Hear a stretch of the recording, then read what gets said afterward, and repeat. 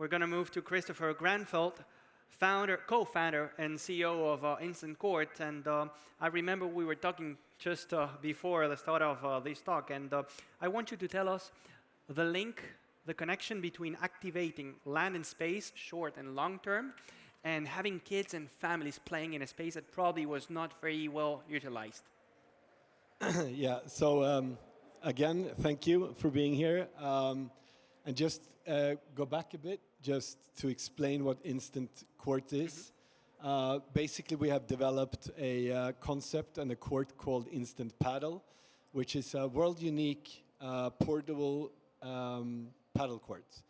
Basically, we don't need the same type of groundwork, and also less permits, which opens up for a lot of great new opportunities.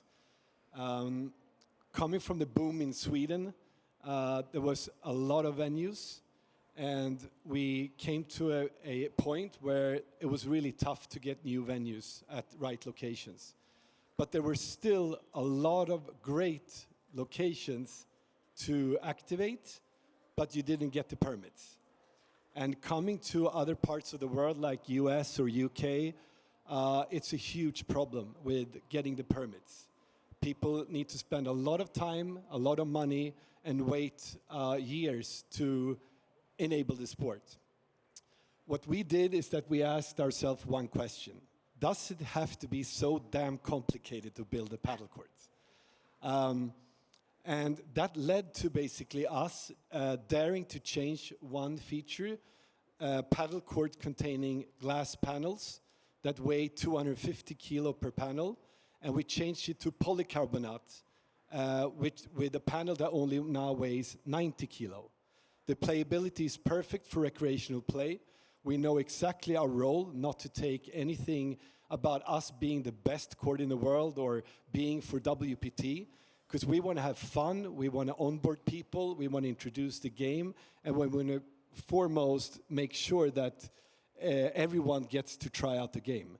Because the problem today is that a lot of people is missed out because of the accessibility. A lot of times you need to take the car 30 minutes to drive, and it's very tough to get a time to play. My approach on this is try to be less complicated or less formal or less, detail-oriented. I just want to get people to play. I want Marco just to get people, to get him on and get everyone on board.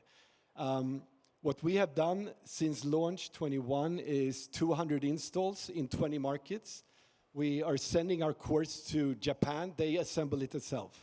To Westside Tennis Club in New York, they assemble it themselves. They're having a lot of fun getting the court up, introduced to the members, and then activation is the key. Coming over to, apart from the court itself, and there's a lot of great courts out there, I don't care about courts no more. My higher purpose today is to activate dead or underutilized areas. And sometimes Instant Padel is a perfect option, sometimes it's not. So my whole purpose now, like the passion I have, is to make sure that people ask the right questions. The goal of Padel is land and space. It's all about inventory of space, and choose the occasion and the right location, and then you put the court in. When you have that, it's all about activation. It's all about the energy, having fun, putting social aspect, and getting people to not take it too seriously. You know, getting the masses coming in, and some people is going off only to play one type of court, and some people are just going to stay on because they can go to play paddle. So that is basically, as you can hear, my total passion. No, and I agree, and I think that maybe you have, or you're in a position where you can mix both. Your purpose, which is placing the paddle courts in places that don't have anything, and you have the courts.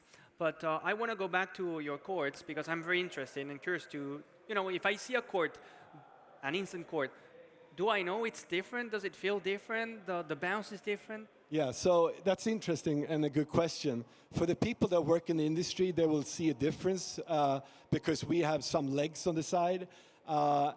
nobody that plays and, you know, coming from recreational play, whatever, care about the courts. Nobody really feel the difference because they don't use the walls anyway, right? We have different type of flooring today. Everybody's talking about the artificial turf. You have to have grass and this or whatever. But we can sometimes, at the right locations, use plastic tiles, which is different, but it works perfectly. And what happens? Well, you come in, you have an intermediate player that has seen that you should play on artificial turf, and they ask, what is this? Can you play on this? And then after 5-10 minutes, say, oh, yeah, it went fine. So that's also one thing that I have as an entrepreneur, is about teaching people not to care so much about how it should be.